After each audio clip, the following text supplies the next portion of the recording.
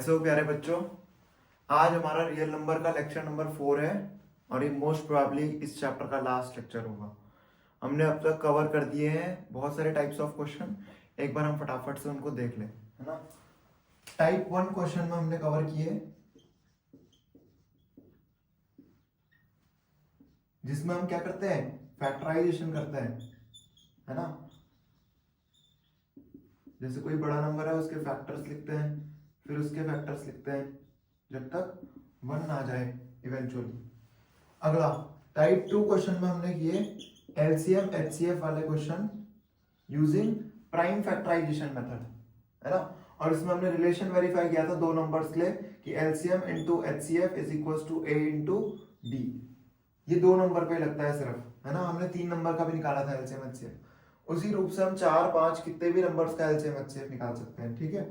चलिए, इसके बाद हमने टाइप 3 क्वेश्चन में कोई number to the power n देखा, जैसे 6 to the power n, 4 to the power n, 12 to the power n, ऐसे कोई भी क्वेश्चन आ सकता है। टाइप 4 क्वेश्चन में हमने देखा कंपोजिट नंबर वाला 3 into 5 into 4 into 2 into 1 plus 5। यहाँ पे एक कॉमन नंबर होना चाहिए, कॉमन लेते थे, फिर उसको बताते थे कि ये कंपोजिट नंबर है क्योंकि एक से अधिक फैक्टर है इसके, है ना। चलिए, आज इस चैप्टर का हम करेंगे टाइप 6 क्वेश्चन।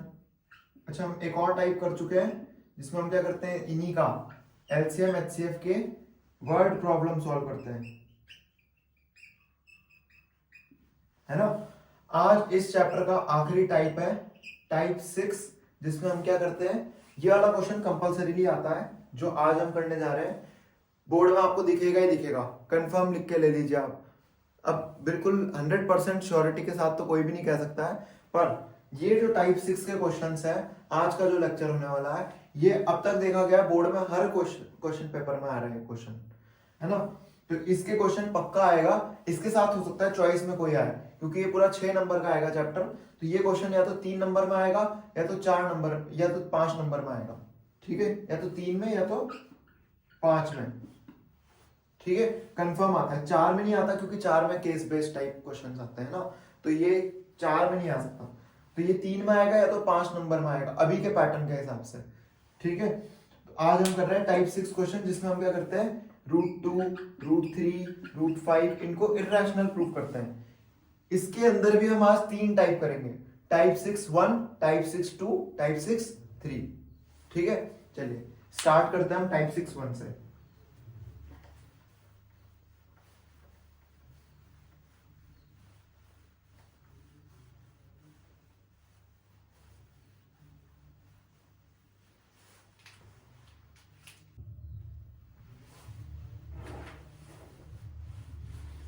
प्यारे बच्चों, इस चैप्टर की एक थ्योरम, ये वाली लास्ट थ्योरम है। इस चैप्टर में सिर्फ 2 ही थ्योरम है, ठीक है।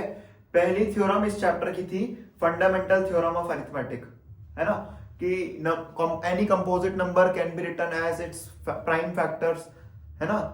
किसी भी कंपोजिट नंबर को हम क्या कर सकते हैं, उसके prime as product of its prime factor, prime factor के प्रोडक्ट के रूप में लिख सकते हैं, जहां पे ऑर्डर मैटर नहीं करता, है ना। आगे पीछे लिख सकते हैं फैक्टर को, है ना। तो ये हमारी पहली थ्योरम थी इस चैप्टर की। आज इस चैप्टर की हम दूसरी थ्योरम कर रहे हैं। बहुत आसान थ्योरम है, ठीक है। पूरा चैप्टर बहुत आसान है। तो थ्योरम कुछ ये कहती है कि if a divides p square then a also divides p। अरे बात समझ में, ये कह रहा है कि अगर a p स्क्वायर को डिवाइड करता है तो a जो है वो p को भी डिवाइड करेगा। नहीं आया समझ में? चलो एक एग्जांपल लेते हैं, ठीक है। p स्क्वायर की जगह ले लो 100, है ना। किसी का परफेक्ट स्क्वायर ले लेते हैं हम, है ना। तो p स्क्वायर क्या है 100, तो p क्या रहा होगा 10 रहा होगा, तभी तो p स्क्वायर 100 आएगा। और a को ले लेते हैं 2, तो देखो क्या 2 p स्क्वायर को डिवाइड कर रहा है, देखो 2 100 को डिवाइड कर रहा है, हाँ जी, तो 2 इसको भी डिवाइड करेगा। अगर 2 किसी के स्क्वायर को डिवाइड करता है तो 2 उसको भी डिवाइड करेगा। भाई ये तो बहुत जेनरिक स्टेटमेंट है ना। खुद ही देखो, एक बड़ा नंबर है, किसी का स्क्वायर भाई उससे बड़ा ही तो होगा, उससे बड़ा फैक्टर है, उसी का 2 टाइम्स है। तो आप खुद ही देखो, अगर a पी स्क्वायर को डिवाइड कर दे, ए पी स्क्वायर को डिवाइड कर दे, यानी कि ये क्या लिखा हुआ है, पी इंटू पी तो लिखा है ना, तो ए जो है वो पी से कट रहा है, इसका क्या मतलब हुआ भाई, पी भी तो पी ए से डिवाइड तो हो रहा है ना। तो ये थ्योरम यही कहती है कि अगर ए पी स्क्वायर को डिवाइड करता है तो ए जो है वो पी को भी डिवाइड करेगा। ठीक है, बस इतनी थ्योरम है। इसका छोटा सा इस्तेमाल है जो हम अगले क्वेश्चंस करने वाले ना टाइप 6, उसमें इसका हल्का सा इस्तेमाल है बस, और वहीं पे हमारा चैप्टर खत्म है। ठीक है, चलिए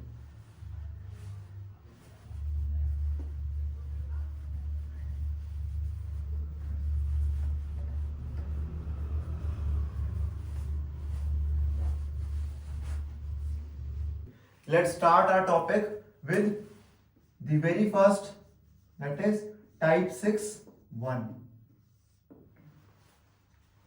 प्यारे बच्चों, क्वेश्चन यही आएगा डायरेक्टली, प्रूव दैट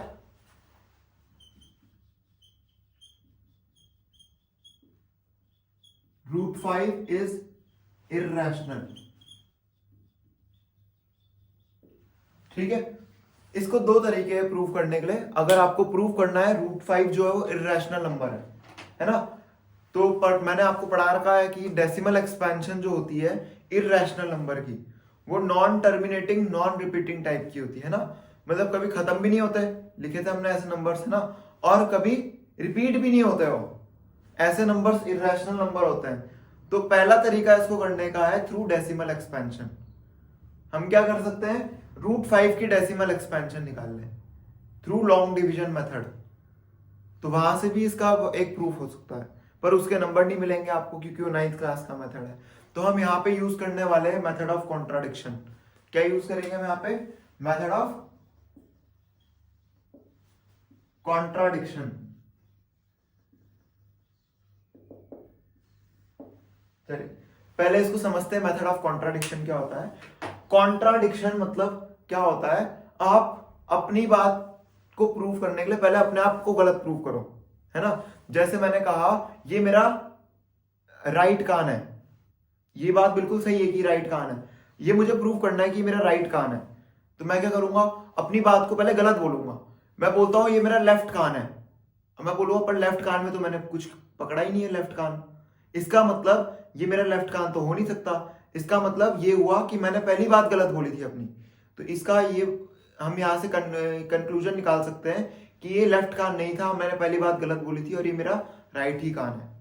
ठीक है, इसको मेथड ऑफ कॉन्ट्राडिक्शन समझने के लिए हम अपनी बात को ही गलत बोलते हैं, मतलब जो प्रूव करना है उस बात को गलत बोलते हैं, फिर उसी बात को कुछ ना कुछ करके गलत प्रूव कर देते हैं।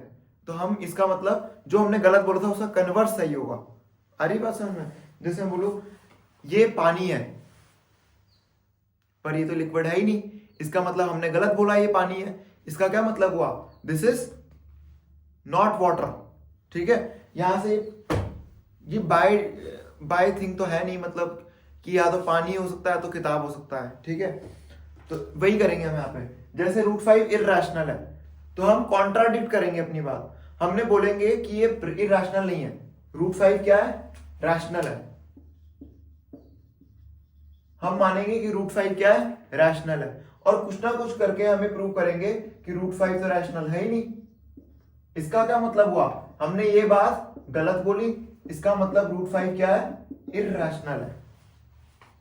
समझने की कोशिश करो इसको, है ना, थोड़ा धीरे धीरे करके समझ आएगा। मेथड ऑफ कॉन्ट्राडिक्शन क्या होता है, हम जो प्रूव करना चाहते हैं, हम क्या प्रूव करना चाहते हैं कि √5 इर्रेशनल है, तो हम अपनी बात को उल्टा बोलेंगे कि √5 इर्रेशनल ना होके रैशनल है, और √5 रैशनल है ये तो होता नहीं है, तो हम कुछ ना कुछ करके प्रूव करेंगे कि √5 रैशनल नहीं है। इसका क्या मतलब हुआ, हमने ये बात गलत बोली √5 रैशनल है, इसका मतलब √5 क्या होगा, irrational. This is called method of contradiction. ठीक है,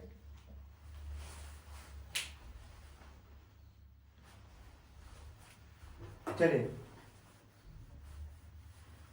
स्टार्ट करते हैं हम इसको, मेथड ऑफ कॉन्ट्राडिक्शन को। इसको थोड़ा ढंग से समझना, इसमें कुछ कुछ बातें इंपॉर्टेंट है। मैंने आपको बताया था इस चैप्टर में कोप्राइम नंबर्स का इस्तेमाल होगा, वो यही टॉपिक है। ठीक है, जो मैं यहाँ पे लाइंस लिख रहा हूं उन एक एक लाइन को कॉपी कीजिएगा, ऐसे ही लाइंस कॉपी में लिख के आइएगा तभी नंबर मिलेंगे। ठीक है, ये टाइप 6 का फर्स्ट पार्ट है जिसमें सिंगल रूट होता है, जैसे √5, √2, √3 ये सारे नंबर्स है ना। चलिए √2 यहाँ पे इसकी जगह क्वेश्चन क्या आ सकता है, √2 भी आ सकता है, √3 भी आ सकता है, √7 भी आ सकता है, ऐसे करते करते बहुत सारे नंबर्स आ सकते हैं। √5 तो यहीं पे लिखा हुआ है, ठीक है। चलिए स्टार्ट कर रहे हैं, √5 का क्वेश्चन सॉल्व करना है ना। तो let us assume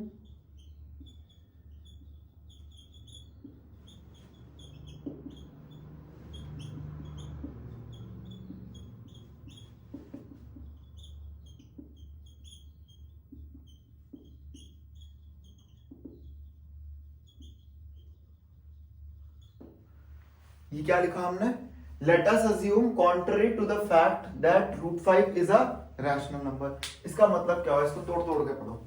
late us assume, हम अज्यूम कर रहे हैं, मान रहे हैं ये बात, contrary to the fact, contrary मतलब किसी चीज के परे जाना है ना, फैक्ट मतलब असलियत।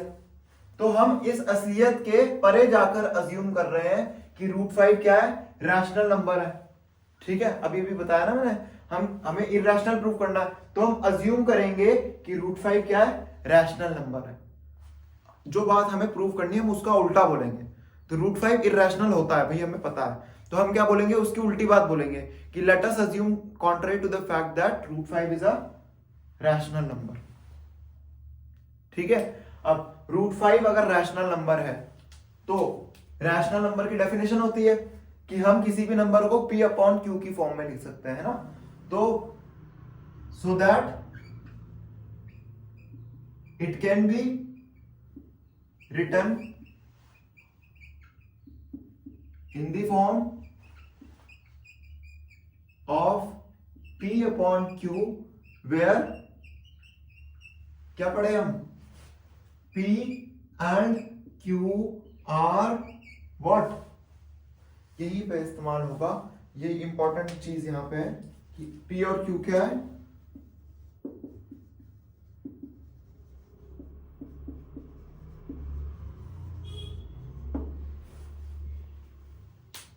को प्राइम इंटीजर्स है।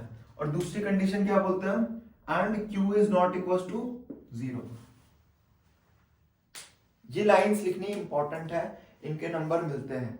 चलिए तो हम अज्यूम कर चुके हैं कॉन्ट्ररी टू द फैक्ट, मतलब असलियत के परे जाके हम अज्यूम कर चुके हैं कि √5 क्या है, रैशनल नंबर है। अगर √5 रैशनल है तो हम उसको P/Q की फॉर्म में लिख सकते हैं, है ना, जहां पे P और Q इंटीजर होते हैं। अब आप कहेंगे को प्राइम क्यों कहा है, को प्राइम इसलिए कहा है क्योंकि वो कट भी तो सकते हैं फिर, है ना भाई। मान लीजिए कोई रैशनल नंबर है 8/2, 8/10 मानते हैं,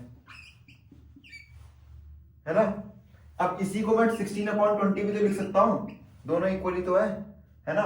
2 कॉमन फैक्टर से मल्टीप्लाई डिवाइड कर दिया, इसको काट के देखो, 2 8 जा 16, 2 10 जा 20, तो 8/10 का ही तो दूसरा रूप है। तो मैंने क्या बोला, इसको आप रिड्यूस कर दो, मैक्सिमम जितना रिड्यूस कर सकते हो। तो मैं इसको रिड्यूस कर सकता हूं अभी, 2 5 जा 10, 2 4 जा 8, तो इनका मिनिमाइज्ड फैक्टर क्या है, 4/5। अब कोई बच्चा 4/5 को 8/10 लिखे, चाहे 16/20, वो इसमें कन्वर्ट किया जा सकता है ना।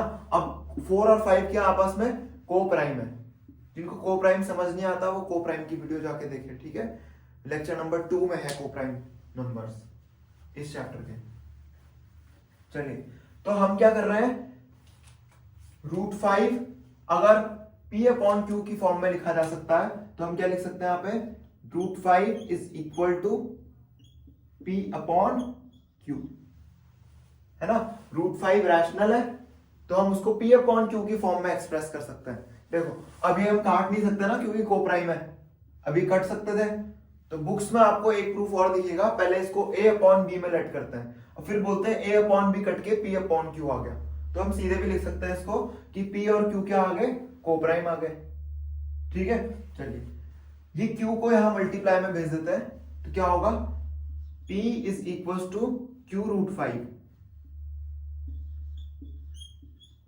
है ना। ये यहां डिवाइड में Q, ये Q यहां से डिवाइड में जाएगा इधर, तो क्या हो जाएगा, P is equal to Q√5, है ना। चलिए next step is squaring both side.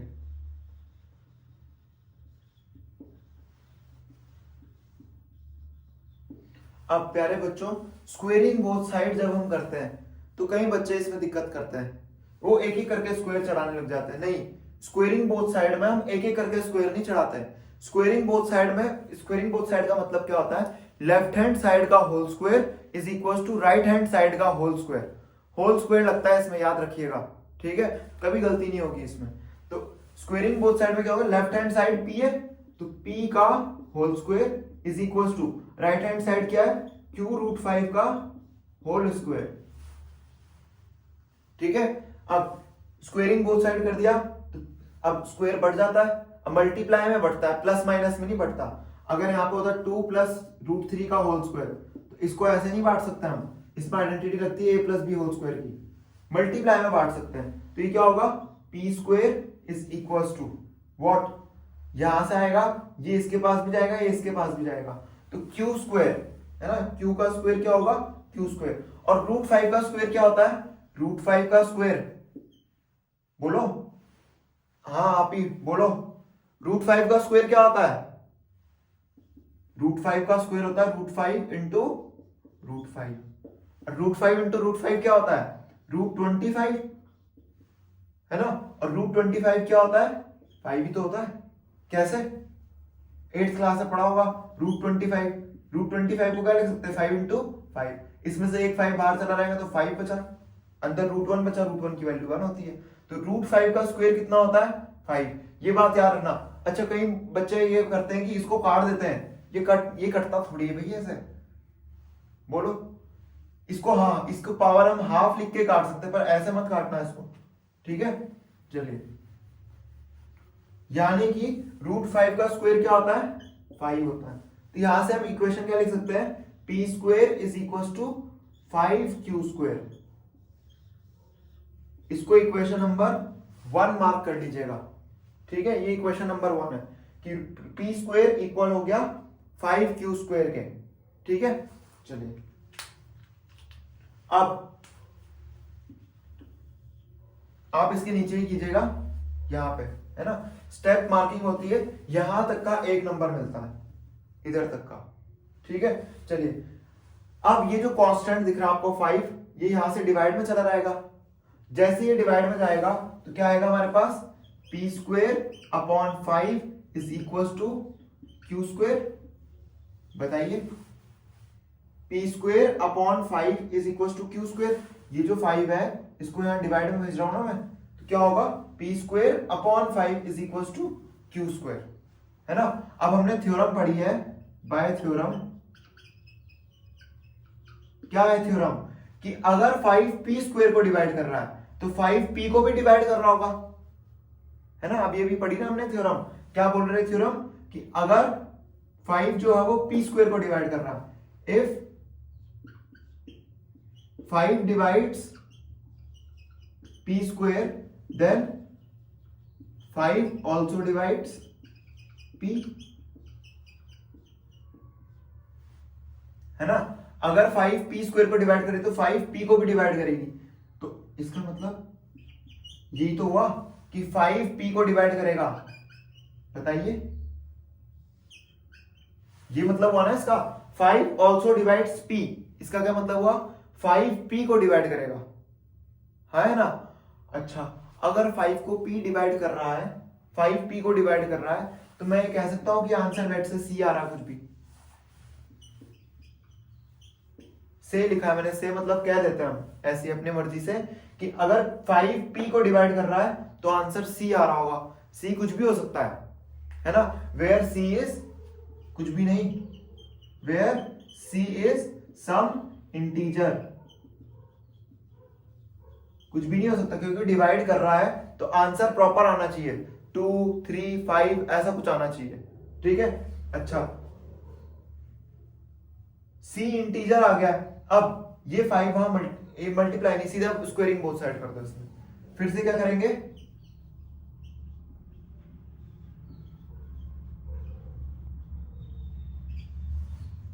Squaring both sides करेंगे, तो क्या आएगा, p/5 का होल स्क्वायर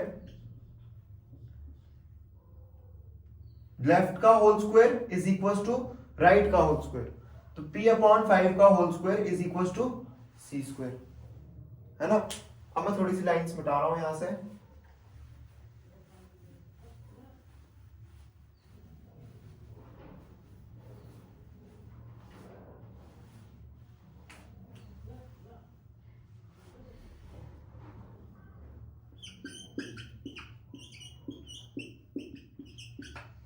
चलिए, अब जैसे मल्टीप्लाई में डिवाइड होगा ये स्क्वायर सबके पास, वैसे ही डिवाइड में भी जाएगा।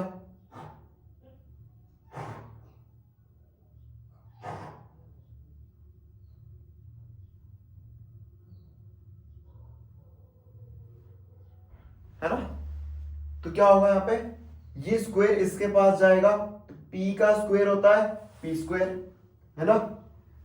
ये स्क्वायर जाएगा इसके पास 5 के पास, तो 5 का स्क्वायर होता है 25 इज इक्वल टू, ये स्क्वायर जाएगा c के पास, तो c का स्क्वायर क्या होता है c स्क्वायर, है ना। अब इक्वेशन 1 देखिए, इक्वेशन 1 अपनी अपनी कॉपियों में इक्वेशन 1 देखिए, अभी भी यहां पे लिखी हुई थी इक्वेशन 1। क्या थी इक्वेशन 1? इक्वेशन 1 थी p square is equal to 5q square, याद कीजिए, है ना। इसको यहां पे सब्स्टिट्यूट कर दीजिए, सब्स्टिट्यूट मतलब p स्क्वायर की वैल्यू 5q स्क्वायर के बराबर है, तो इसका मतलब p स्क्वायर की जगह मैं 5q स्क्वायर का इस्तेमाल कर सकता हूं। तो p स्क्वायर की जगह क्या रख देंगे हम, 5q square divided by 25 is equal to c square, और यहीं पे 5 से 25 कटता है, 5 5 जा 25, इसका मतलब q square upon 5 is equal to c square. अरे इसका क्या मतलब हुआ, q स्क्वायर अपॉन 5, कुछ इंटीजर का स्क्वायर इंटीजर ही तो आता है, इंटीजर का स्क्वायर इंटीजर ही आएगा, जैसे 5 का स्क्वायर 25, एक और इंटीजर आ गया, है ना, c इंटीजर था। तो प्यारे बच्चों, q स्क्वायर डिवाइडेड बाय 5 अगर c स्क्वायर होता है, तो फिर से बाय थ्योरम क्या कह सकता हूं मैं, by theorem if 5 divides q square, है ना, 5 q square को डिवाइड कर रहा है तो 5 q को भी डिवाइड करेगा।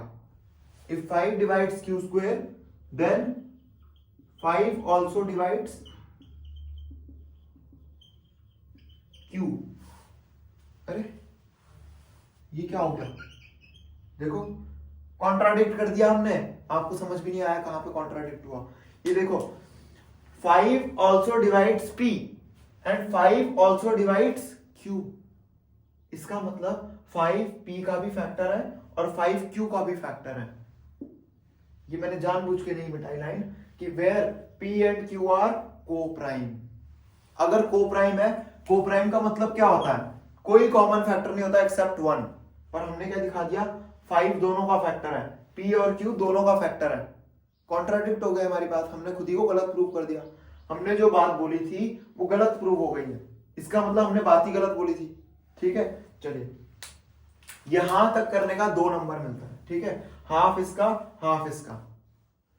जो हमने पहली बार लिखा था इक्वेशन नंबर 1 तक, उसका 1 नंबर था, यहां तक का 2 नंबर है। अब जो बात लिखने जा रहा हूं वो 1 नंबर की आती है, तब जाके ये प्रूफ पूरा हो जाएगा। ठीक है, चलिए लिख लीजिए इसको, ये वाला पार्ट पहले ये है, फिर मिटा चुका हूं, उसके बाद वो था, फिर ये है। चलिए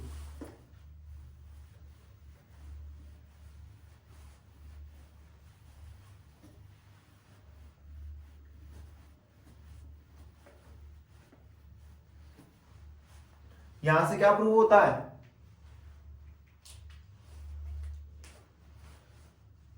that is 5 divides p as well as q, but p and q are both what, co-prime integers,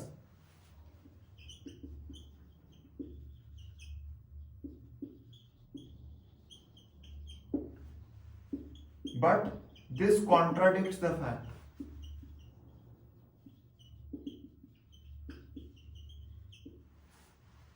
that, इस बात को भी ऐड कर लीजिएगा, है ना, क्या कि p 5 divides p as well as q, 5 ने p और q दोनों को डिवाइड कर दिया, but this contradicts the fact that ये जो है ये इस फैक्ट को, ये अलग फैक्ट है, ये इस फैक्ट को कॉन्ट्राडिक्ट मतलब काटना, जो बात बोली उसी को काट दिया, मतलब गलत बोल दिया उसी बात को, है ना। But this contradicts the fact that P and Q are both coprime integers. अगर को प्राइम होंगे तो फैक्टर होना ही नहीं चाहिए, कॉमन फैक्टर, है ना। P बोथ यहां पे लिखा होगा ना, 5 divides P and P as well as Q, दोनों को डिवाइड कर रहा है, इसका मतलब 5 जो है कॉमन फैक्टर है P और Q का, which is contradicting the fact that P and Q are both coprime integers. क्यों है ये कॉन्ट्राडिक्शन? दिस कॉन्ट्राडिक्शन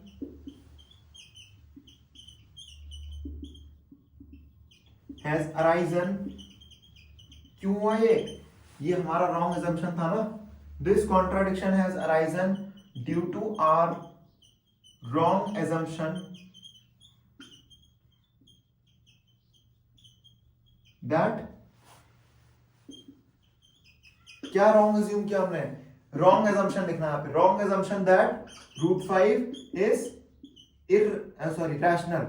ये अज्यूम किया था ना हमने कि √5 क्या है, √5 इज अ रैशनल नंबर, ये हमने गलत अज्यूम किया था। सो इन टोटल हम क्या कह सकते हैं, √5 is not rational, which means √5 is an irrational number।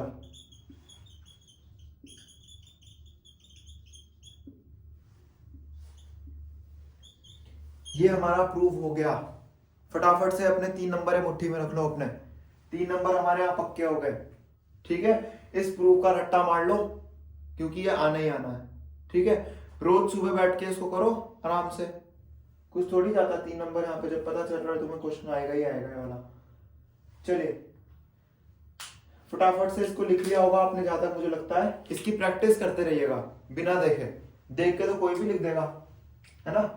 चलिए स्टेटमेंट में थोड़ा आगे पीछे हो सकता है, अब ये मत कहना कि अगर मैं ही लिख रहा हूं यहाँ पे, अगर एक और बार प्रूफ, हाँ यहाँ पे द नहीं लिखा, वहां पे बोथ लिख दिया एज वेल एज की जगह, तो ये सब ये रोना धोना नहीं, ठीक है।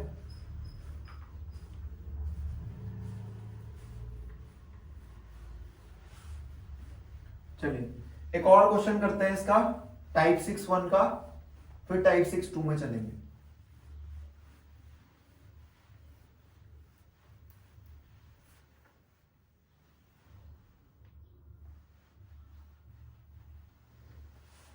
चलिए मान लीजिए क्वेश्चन आ गया, प्रूव दैट √7 इज इररेशनल। √2 कराना चाहिए मुझे आज, आप √2 होमवर्क रख लीजिए, ठीक है। चलिए प्रूव दैट √7 इज इररेशनल, तो हम क्या करेंगे, सबसे पहले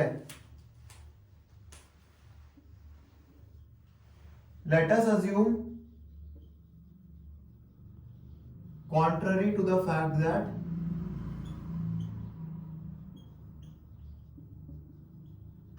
√7 is a rational number।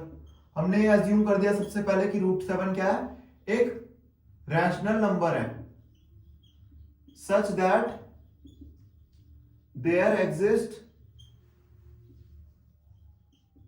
2 coprime integers P and Q where Q is not equals to 0। और हम क्या लिख सकते हैं, देखो अब ये मत कहना कि पिछली बार स्टेटमेंट अलग लिखी, मैं आपको दिखाना चाह रहा हूं कि ऐसे भी लिख सकते हो आप, पर आपकी बात पूरी हो जानी चाहिए उसमें। हमने अज्यूम कर दिया कि √7 रैशनल है, वहां पे 2 कोप्राइम इंटीजर्स आते हैं P और Q, जहां पे Q नॉट इक्वल टू 0 होता है, तो हम क्या लिख सकते हैं, that is √7 is equal to P upon Q, है ना। अब ये Q यहां मल्टीप्लाई में आएंगे तो P is equal to Q √7, Q यहां मल्टीप्लाई में गए क्या होंगे, P is equal to Q √7। अब स्क्वेयरिंग बोथ साइड आप पूरा लिखना, ठीक है। बोर्ड में अगर आप SBS लिखते हो तो ये आपकी लीनियंट आपको दिखाता है आप कितना लीनियंटली ले रहे हैं बोर्ड को, कितना आप इजीली ले रहे हो बोर्ड को। बोर्ड के पेपर को थोड़ा सीरियसली लेना, नंबर दे देंगे आराम से। तो P का square is equal to Q √7 का होल स्क्वायर। अभी सबके पास जाएगा तो P का स्क्वायर क्या होता है, P square is equal to इसका स्क्वायर भी जाएगा, इस पे भी जाएगा, तो Q स्क्वायर इंटू √7 का स्क्वायर 7। ये हो गई हमारी क्वेश्चन नंबर 1। ठीक है, चलिए अब ये इक्वेशन नंबर 1 हो गई। अब ये 7 डिवाइड में जाएंगे यहाँ पे, तो Q square will be equal to P square upon 7। तो बाय थ्योरम क्या कह सकते हैं हम कि इफ 7 डिवाइड्स पी स्क्वायर, 7 अगर पी स्क्वायर को डिवाइड कर रहा है तो 7 ऑल्सो डिवाइड्स पी, है ना, 7 पी को भी डिवाइड करेगा। तो अगर 7 पी को डिवाइड करेगा तो p बाय 7 लिखेंगे ना, 7 p को डिवाइड कर रहा है ना, तो 7 p को डिवाइड कर दो, p डिवाइडेड बाय 7, और ये क्या आता है c, ये हम खुद कह रहे हैं, वेयर c इज सम को प्राइम इंटीजर। ठीक है, c क्या है, को प्राइम इंटीजर है। तो हम यहां से क्या लिख सकते हैं, फिर से स्क्वेयरिंग बोथ साइड करेंगे इस इक्वेशन की, है ना, तो क्या होगा p अपॉन 7 का whole square is equal to c का होल स्क्वायर, तो p square upon 49 is equal to c square. अब इक्वेशन नंबर 1 देखिए क्या लिखा है इक्वेशन नंबर 1 में, p square is equal to 7q square, तो इसकी वैल्यू वहां पर सब्स्टिट्यूट कर देंगे, तो p square is equal to 7q square, p square की जगह क्या रखना है 7q square upon 49 is equal to c square, 7 7 जा 49। यहां पे फिर से बाय थ्योरम, ये देखिए खुद ही 7 जो है वो q स्क्वायर को डिवाइड कर रहा है। अच्छा, हमने यहाँ पे क्यों बोला ये डिवाइड क्यों कर रहा है, देखो 7 डिवाइड्स p स्क्वायर, ये कैसे कह दिया, क्योंकि देखो 7 जब p स्क्वायर के नीचे लिखा हुआ है तो q स्क्वायर आ रहा है, और q क्या है, q एक इंटीजर है, देखो देयर एग्जिस्ट को prime integers p and q, तो q और p दोनों ही इंटीजर है, तो p स्क्वायर को 7 से डिवाइड किया तो q स्क्वायर आ रहा है, तो ये भी तो इंटीग्रल आंसर है, जो आंसर आया वो इंटीजर है ना, इसका मतलब ये डिवाइड हो रहा है प्रॉपर। ठीक है, यहाँ पे कंफ्यूज मत होना, p q हमने लिए है तो वेरिएबल्स के टर्म से बच्चे बहुत कंफ्यूज होते हैं, बोलते हैं कि 6 तक ही मैथ अच्छी थी, 6 7 तक वहां पे x नहीं आए थे, वहां पे चलो वहां पे क्या होता था, नंबर्स आ रहे थे बस, इसलिए खुश होते हैं और मतलब दुखी होते हैं। तो बाय थ्योरम क्या कह सकते हैं, 7 डिवाइड्स, बोलिए q स्क्वायर, है ना, 7 ने q स्क्वायर को डिवाइड किया, इसका क्या मतलब हुआ 7 ऑल्सो डिवाइड्स q। चाहे तो आप इसको बोर्ड पर अंडरलाइन भी कर सकते हैं, ये देखो 7 डिवाइड्स q और 7 डिवाइड्स p, इसका क्या मतलब हुआ, यहां पे 7 दोनों कॉमन फैक्टर है, हाँ है ना, that is 7 is common factor of both p and q,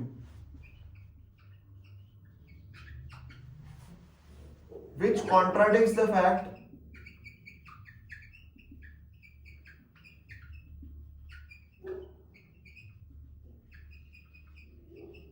that p and q are co-prime.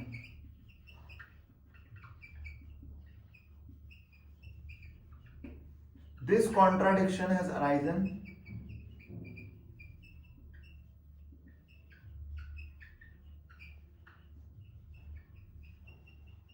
due to our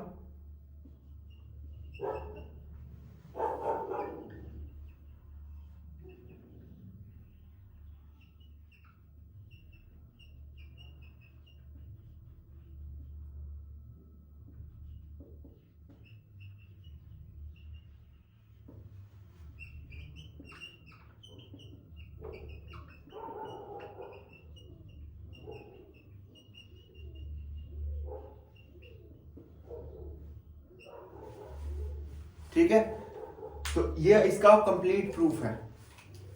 root 7 को इरेशनल प्रूफ करना है तो सबसे पहले उसको रैशनल अज्यूम करेंगे, रैशनल अज्यूम करेंगे तो उसको p अपॉन q की फॉर्म में लिख सकते हैं। स्क्वेयरिंग बोथ साइड करके हम क्या दिखाएंगे कि पहला फैक्टर जो है p वो 7 डिवाइड कर रहा है ना, p को 7 डिवाइड कर रहा है, तो कुछ ना कुछ करके, है ना, इक्वेशन 1 का यूज करके हम ये दिखा रहे हैं कि q भी 7 को डिवाइड, 7 q को भी डिवाइड कर रहा है, तो 7 क्या है, कॉमन फैक्टर निकल गया, 7 is common factor of both p and q, पर इनका होना नहीं चाहिए था कॉमन फैक्टर क्योंकि कोप्राइम नंबर्स है।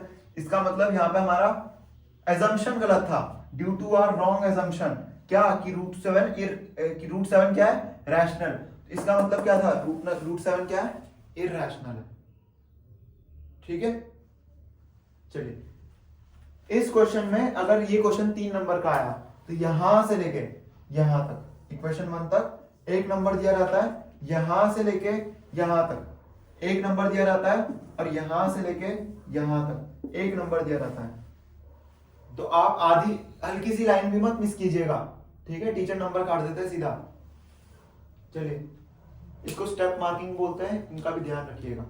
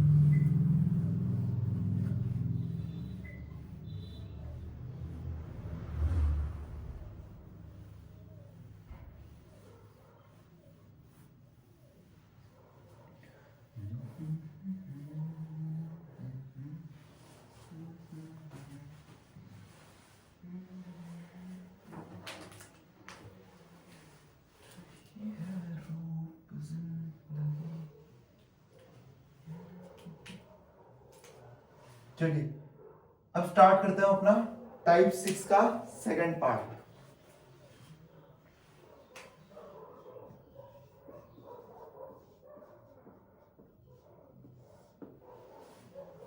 मतलब जरूरी नहीं है सीधे सीधे आ जाए कि रूट थ्री को आप इरेशनल प्रूफ कीजिए, है ना।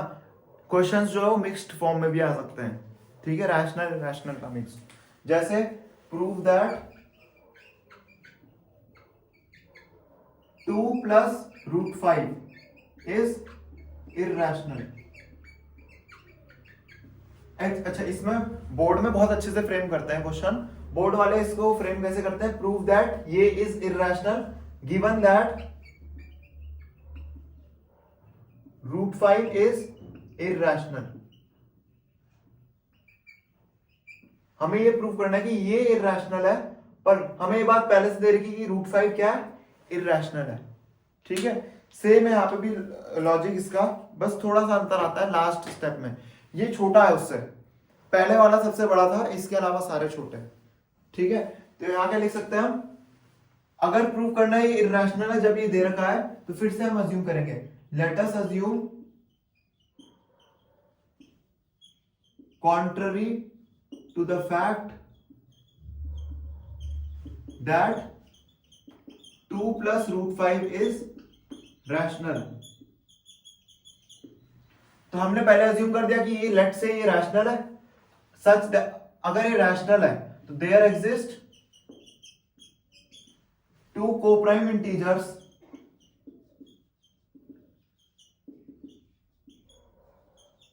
P and Q,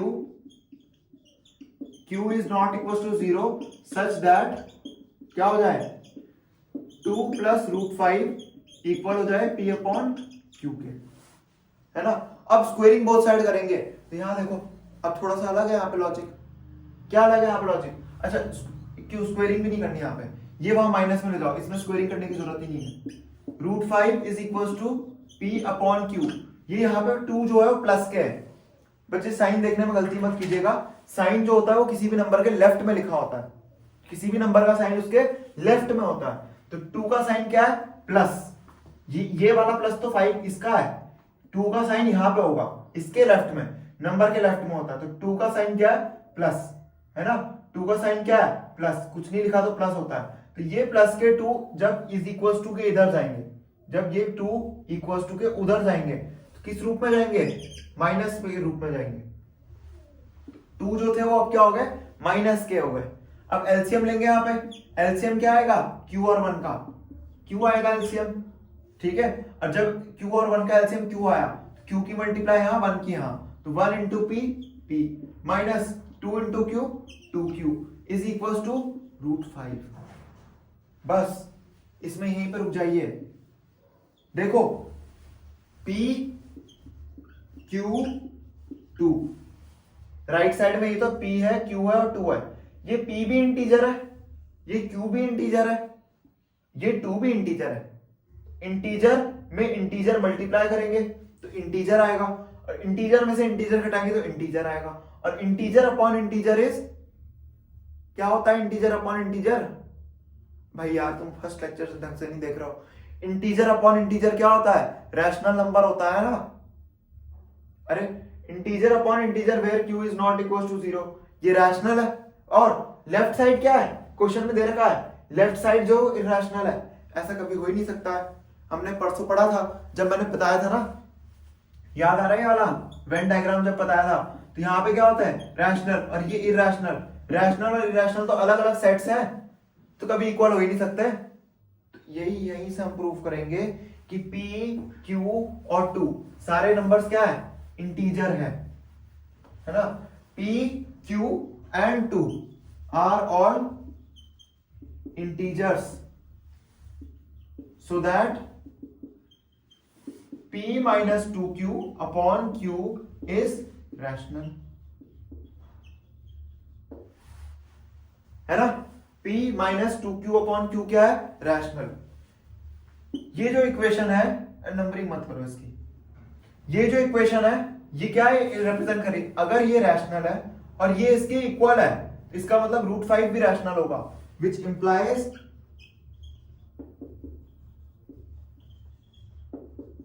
that √5 is also rational, है ना। ये इंप्लाई करता है कि √5 क्या है? रैशनल है, पर √5 तो इरैशनल है, which contradicts the fact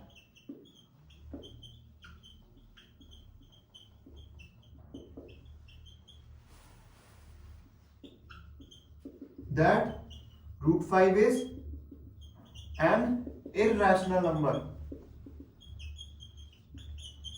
है ना। √5 जो है वो इस इक्वेशन के अकॉर्डिंग ये रैशनल है, rational should be equals to always rational. अगर ये रैशनल है तो ये भी रैशनल होना चाहिए, पर √5 तो इरैशनल दे रखा। तो दिस कॉन्ट्राडिक्शन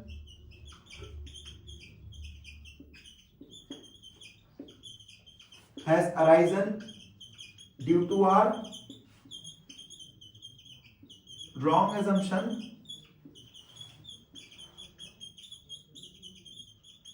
that, क्या अज्यूम किया था हमने गलत? that ये अज्यूम तो ये क्या ना हमने, that 2 plus √5 is rational, so 2 plus √5 is an irrational number। ठीक है, ये इसका प्रूफ है, ये आपको उससे आसान लग रहा होगा। ठीक है, टाइप 6 के फर्स्ट वाले में हमने क्या किया था? को प्राइम माना था और कॉमन फैक्टर निकाल के कॉन्ट्राडिक्ट किया था।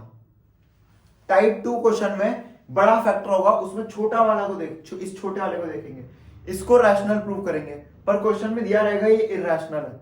यहां से कॉन्ट्राडिक्शन हुआ है यहाँ पे। ठीक है, इसका एक हार्ड वाला पार्ट करते हैं, फिर आगे चलते हैं।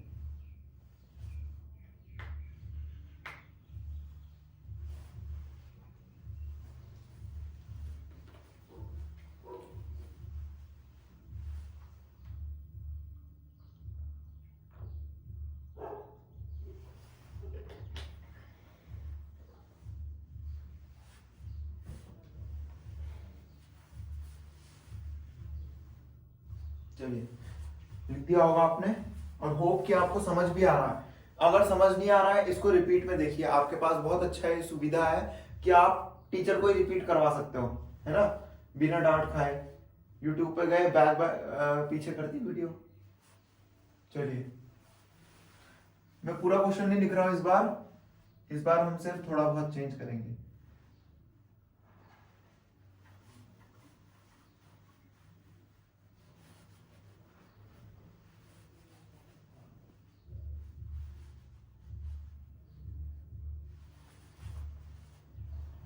देखो, आपको यही तो याद करना है, बस इतना याद करना आपको। अब क्वेश्चन में वहां पे कुछ लिखा रहेगा तो यहाँ पे अपना फिल करते रहिए उसको। चलिए, यही सीख रहे हैं ना यहाँ पे। -2 प्लस 3 माइनस 2√3, ये ले लेते हैं क्वेश्चन, है ना, माइनस 2√5 माइनस 3, ये क्वेश्चन ले लेते हैं। जहां पे हमें क्या दिया है, अच्छा √5 नहीं, इस बार √7 ले लेते हैं, जिससे आपको ये ना लगे कि ये नहीं आ सकता क्वेश्चन। चलो इस बार क्वेश्चंस में थोड़ा सा साइन की दिक्कत है। 2√7 माइनस साइन है, 3 का साइन माइनस है, साइन कैसे पता चलता है, उस नंबर के लेफ्ट में देख के पता चलता है। तो let us assume contrary to the fact that ये रैशनल है, देयर एग्जिस्ट सच दैट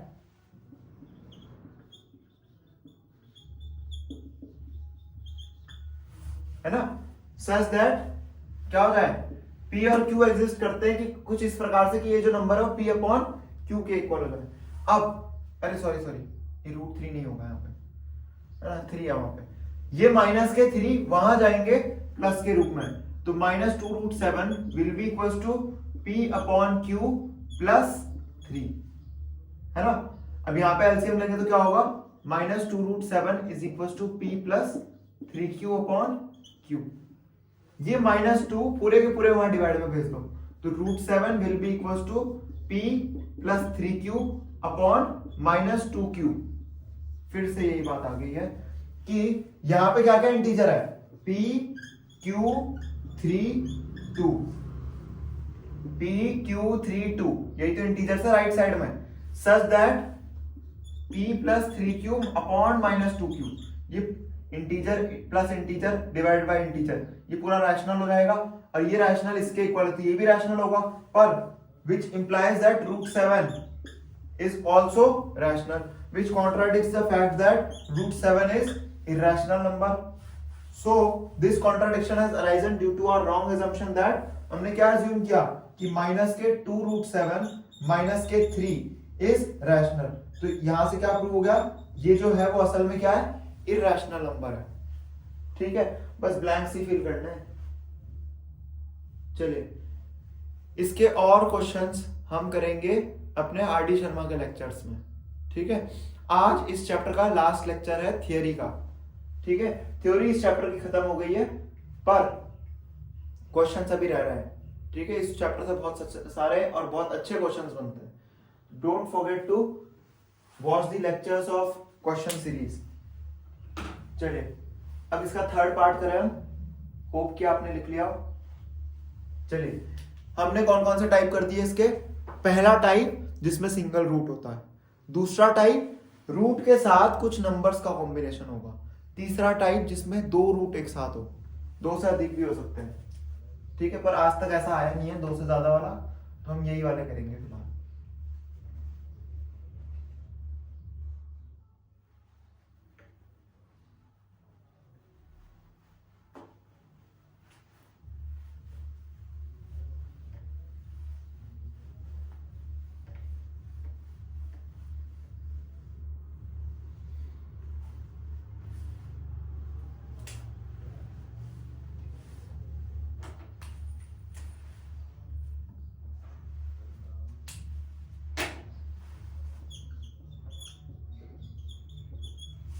ये मेरे बोर्ड में आया था क्वेश्चन कि prove that √2 plus √3 is irrational.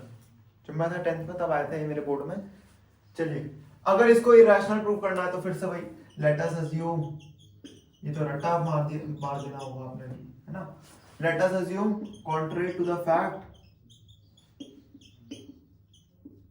That √2 plus √3 is rational. अच्छा, इसको प्रूव करने के 2 मेथड है। आप क्या कीजिए, √2 को इरैशनल प्रूव कर दो और √3 को इरैशनल प्रूव कर दो टाइप 1 से। √2 को अलग प्रूव कर दिया, √3 को अलग, और लास्ट में लिख दिया कि सम ऑफ 2 पॉजिटिव, दोनों पॉजिटिव है, irrational number is always irrational. ठीक है, यहां से भी आंसर आ जाएगा, बिल्कुल सही है वो प्रूफ भी, पर हम वैसे नहीं कर रहे, हम थोड़ा छोटा प्रूफ कर रहे हैं। तो let us assume contrary to the fact that this is rational, so that या सच दैट कुछ भी लिख सकते हैं, देयर एग्जिस्ट 2 को-प्राइम इंटीजर्स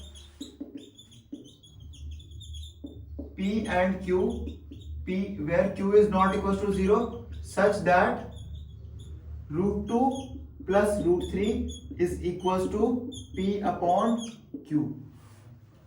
प्यारे बच्चों, अब स्क्वेयरिंग बोथ साइड करना है। तो अब स्क्वेयरिंग बोथ साइड में ये मत करना कि इसका स्क्वायर कर दिया, इसका स्क्वायर कर दिया, इसका और इसका, ये गलत है। मैंने आपको भी बताया स्क्वेयरिंग बोथ साइड का मतलब क्या होता है, लेफ्ट हैंड साइड का whole square is equal to right hand side का होल स्क्वायर। आपको सिर्फ ब्रैकेट लगा के स्क्वायर करना, ब्रैकेट लगा के स्क्वायर करना, ठीक है, ये नहीं करना एक एक करके। चलो इसका स्क्वायर क्या होगा, ये a plus B whole square लिखा हुआ है, फॉर्म पहचानिएगा, ठीक है। पॉलिनोमियल में आपने आइडेंटिटी पढ़ी होगी, अलजेब्राइक आइडेंटिटीज में, क्या कि a plus B whole square क्या होता है, यहाँ पे लिख भी दीजिए, a plus B whole square क्या होता है, a square plus B square plus 2ab, ठीक है। इसका स्क्वायर प्लस 2 इंटू इनका मल्टीप्लीकेशन, तो इसका स्क्वायर करेंगे √2 का स्क्वायर प्लस इसका स्क्वायर √3 का square plus 2 into a into b, है ना। बोलिए, थोड़ा जल्दी समझिए आप कि a स्क्वायर, a ये है, ये देखो ये क्या है a और ये क्या है b, तो देखो a square b square plus 2 into a into b, तो √2 का स्क्वायर क्या होता है 2 प्लस √3 का स्क्वायर क्या होता है 3 प्लस 2, रूट के बाहर वाला रूट के बाहर वाले से मल्टीप्लाई होता है और रूट के अंदर वाला रूट के अंदर वाले से, तो 2 1 1, रूट के बाहर तो 1 1 है ना इनके, तो 2 1 जा 2 और रूट के अंदर क्या है, यहाँ पे 2 है और यहाँ पे 3 है, तो 2 3 जा √6 is equal to p square upon q square, है ना। अब यहां से क्या करना है हमें, देखो यहां लिख रहा हूं मैं इधर वाले स्पेस में, 2 plus 3 is 5 plus 2 √6 is equal to p square upon q square. ये 5 हम माइनस में जाएंगे तो 2 √6 will be equal to p square upon q square minus के 5। ये अब यहाँ एलसीएम ले लो, 2 √6 is equal to p square minus ये यहाँ मल्टीप्लाई में जाएंगे तो 5q square upon q square, है ना। एलसीएम लेंगे 1, ये यहाँ मल्टीप्लाई होगा, ये यहाँ, तो 5 into q square 5q square, ये 2 अब डिवाइड में चले जाएंगे यहाँ पे, है ना। इसी स्टेप में कर रहा हूं मैं, यानी कि √6 इसके इक्वल हो गया। अब फिर से यही वाला p स्क्वायर q स्क्वायर और कौन है इसमें 5 और 2 are all integers, so that ये पूरा क्या बन जाएगा,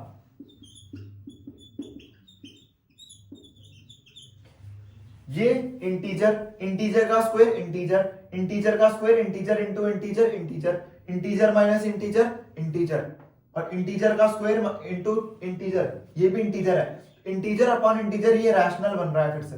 तो p square q square 5 2 are all integers, so that ये पूरा क्या बन जाएगा रैशनल। अगर ये रैशनल है तो ये इंप्लाई क्या करता है कि √6 is rational, which contradicts the fact that √6 is irrational. भाई हमें तो पता है ना √6 इरैशनल होता है, ये कॉन्ट्राडिक्ट कर रहा है इस फैक्ट को। This contradiction has arisen due to our wrong assumption that, क्या अज्यूम किया था हमने कि √2 प्लस √3 इज रैशनल।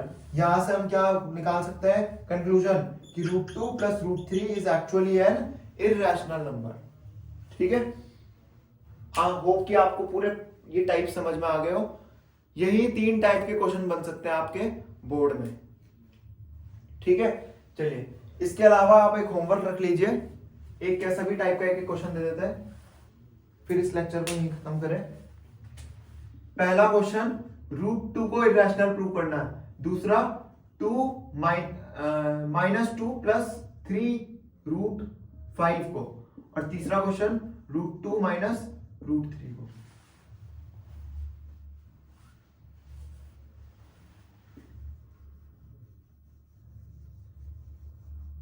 प्यारे बच्चों, होमवर्क क्वेश्चन को ढंग से सॉल्व कीजिएगा, ठीक है। हो सकता है इनमें से ही कोई क्वेश्चन आ रहा हो, और मैं जो होमवर्क क्वेश्चन देता हूं उनके पीछे कुछ ना कुछ लॉजिक होता है, ठीक है। चलिए अब आपसे मिलेंगे हम आर.डी. शर्मा की लेक्चर सीरीज में। हो सकता है थोड़ा टाइम लगे आर.डी. शर्मा की लेक्चर सीरीज को आने में, पर कोशिश करूंगा मैं कि जल्द से जल्द आ सकूं, ठीक है। चलिए ऐसे ही पढ़ते रहिए, खुश रहिए हमेशा। चलिए बाय।